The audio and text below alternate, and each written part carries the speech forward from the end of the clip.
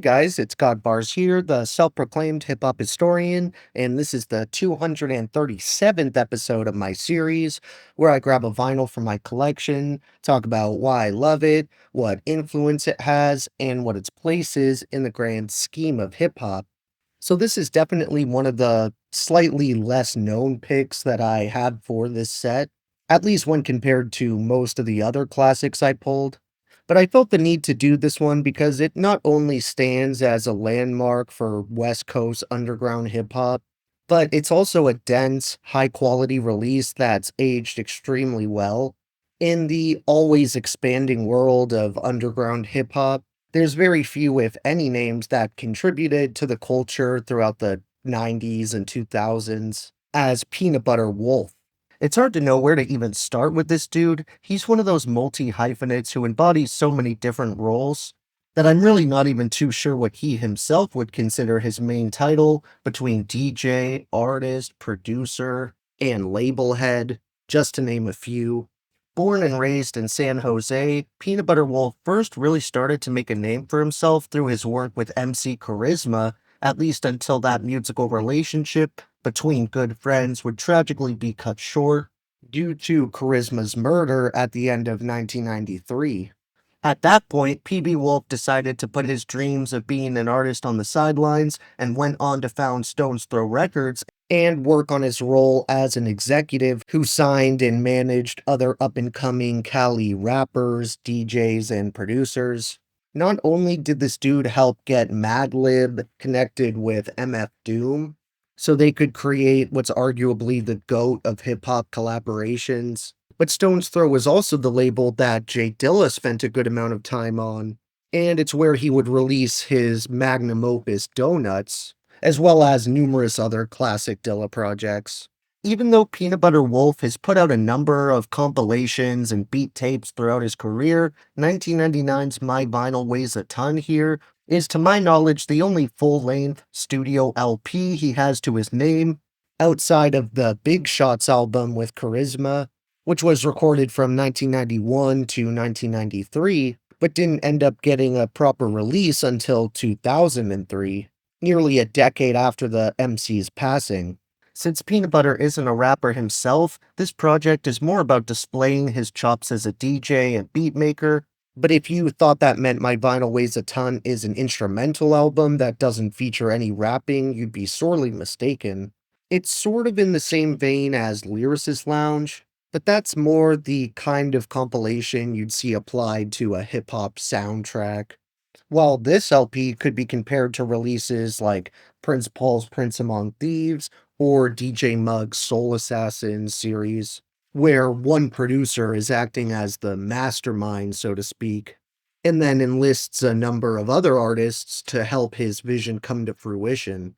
This thing also acted as one of the earliest markers of Stone's Throw Records, and many of the core members who made up the roster throughout the late 90s and early 2000s show up on here to contribute their piece, which ends up making My Vinyl Weighs a Ton a snapshot of a wide range of styles and ideas, representing the underground California movements that were bubbling up all across the state, but especially in the Bay Area. I think a big reason this album resonated with so many fans is because it doesn't outwardly sound super West Coast, and it kind of fits in with the other collectives at the time that were rejecting the G-Funk sound, like Liquid Crew or Project Blowed.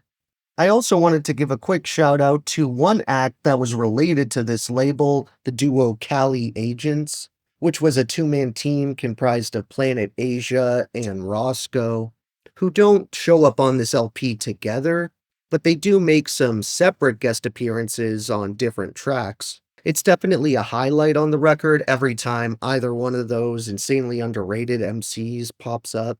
But obviously, with an album like this, we have a number of features to talk about, and the majority of them actually pop up on one single track, that being The Tale of Five Cities. I'm pretty sure this is the only instrumental posse cut I've ever heard, where instead of rappers, we get a laundry list of DJs who take turns, including A-Track, Cut Chemist, DJ Hands, DJ Quest, DJ Total Eclipse, DJ Z-Trip, J-Rock, Kid Koala, DJ Ratmatic, Rob Swift, and Shortcut.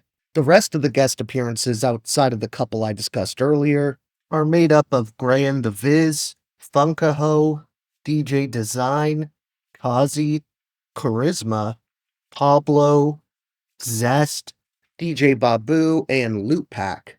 When it comes down to my three overall favorite tracks on this one, I think I would have to go with In Your Area, Styles, Crew, Flows, Beats, and Run the Line.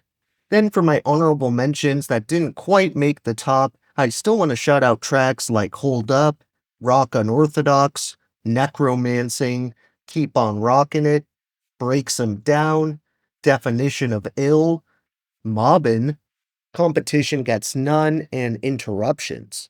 Thank you for watching my 237th video. Next up, we're returning to a true queen of hip hop who hasn't been on the page for a while now, so look for that one. And if you enjoyed, be sure to like, subscribe, and let me know what your favorite songs are off this true underground landmark. Don't forget to have a great day, and I'll see you next time, okay? Alright.